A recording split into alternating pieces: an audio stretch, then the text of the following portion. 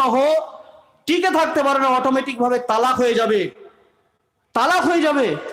একটা ছেলে যদি নামাজি হয়, তার স্ত্রী যদি বেনামাজি হয়, তাদের দাম্পত্য জীবন টিকে থাকতে পারে না, অটোমেটিক তার তালাক হয়ে যাবে।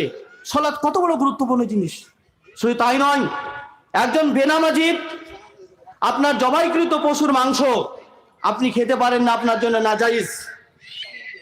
একবার ওবে উল্লেখ করছে, একজন বেনামাজি তার জানাজা পড়া যাবে না, বেনামাজি তাকে মুসলমানদের কবরস্থানে তার কবরও দেওয়া যাবে না।